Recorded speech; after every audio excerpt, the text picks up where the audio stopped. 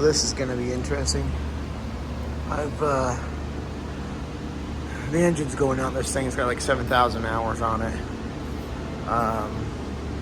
Just rolling smoke, burning lots of oil. So we're gonna slap a new engine in it. $27,000 engine. It's kind of crazy.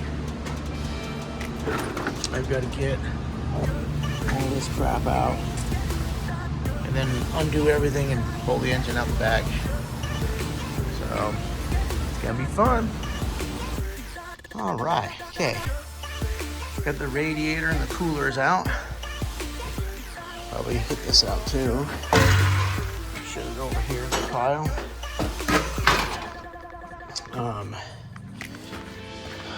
Boy, oh boy. These definitely gonna need a nice cleaning. They are dirty.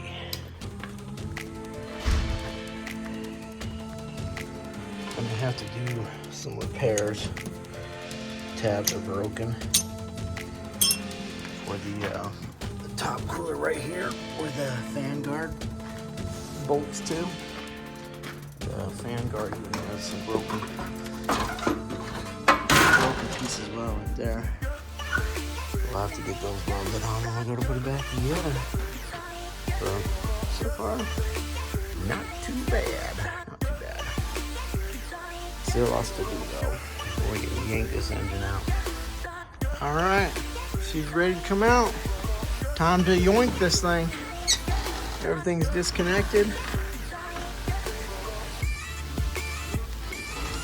Sun's nice and bright out. Nice White Cat Mountains. Ready to go. Get this thing pulled out and get the new one in there. Boy, oh boy. Here we go.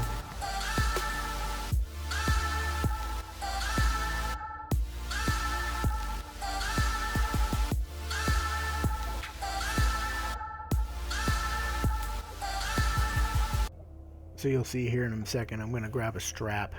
When I started lifting the motor, it started to twist because of how the chain goes over the fork and a diagonal. So I put that strap on there, hooked it to one of the alternator bracket and tightened her up so the motor wouldn't twist on me, because I've got an engine lift support, but it won't fit in there. There's just not enough clearance. So I put a vice grip on there. Try and keep the chain from sliding off, just in case. There it is. Got it all out in one day even.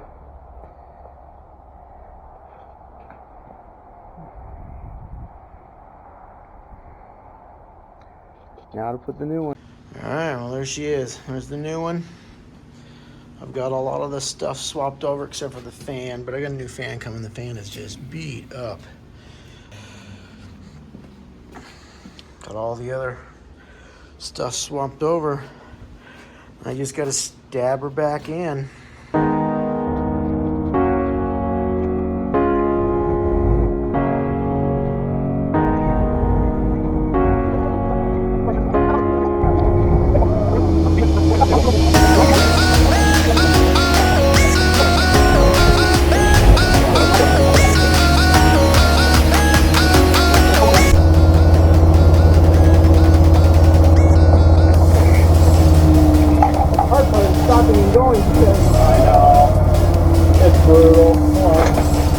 Plug fell out, it's over here.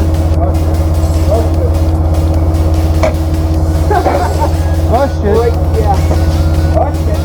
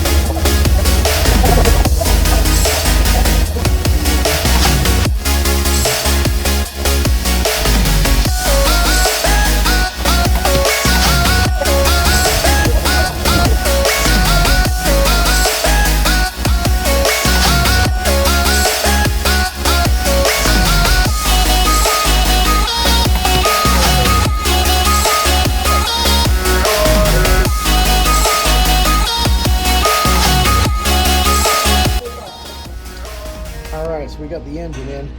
My memory card got full, but zip tie. But we got all the bolts in there.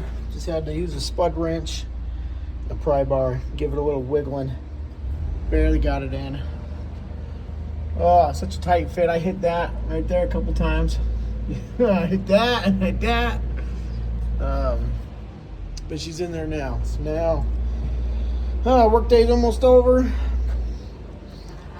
Got to button everything up now. And hopefully tomorrow we'll have this thing running. So you want to know something super funny? There's a bolt hole right here. There's a bolt right here. And there's a bolt right there. There's a good chance that I could have undone these bolts and put a fork up through here and use the forklift to fork out the bottom of the frame instead of trying to use a chain on the top. Oh gosh, the more you know. So check this out. Making a bit of a mess in here. She's getting a little wet. I'm draining my parts washer and I'm using it to try and clean this radiator. There's so much dirt in this thing. I cut a piece of hose and put it on the end of this thing, and that way it doesn't splash around so much, and I can clean these fins out. Genius. I'd clean this thing outside, but it's trying to snow, kind of raining, and right now my only water spigot is inside, up there, and you know, there's a hole outside. Yeah, it's just coming on down out here in March. Lovely, lovely. One down, one more to go. Oh, this stuff is so dirty. But slowly but surely, it's getting in there. This is how I'm using a third hand basically to hold it up while I get it tacked into place. Get a nice piece of heavy metal, just clamping it to it. Alright, rope welded up, ready to put back in. Hopefully they'll last a little longer than they previously did.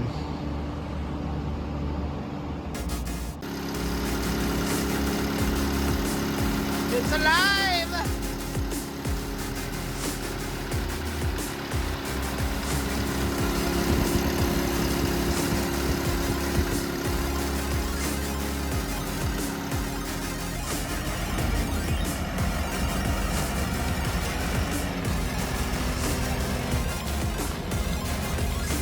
That was a pretty good success. Much easier doing a Genie engine swap than a Gradall engine swap, that's for sure. Wish I would have figured out the engine cradle came out or sooner. It's like when I first looked at it, I would assume that would have came out, and then it looked like it was welded in there, but then I cleaned it a little bit, and then after I got the engine back in, I realized that it was bolted in. But all in all, not too bad. So on to the next one. Thanks. So just for clarification, the Gradall that we did an engine in was a late, oh boy, maybe 80s, early 90s. Had a Cummins 4BT in it. That thing was a pain in the butt. The newer ones might be similar to how this Genie is. I would assume with the newers. This Genie is a 2013, I think. But dang, it definitely was much easier to do this engine swap. Thanks for watching.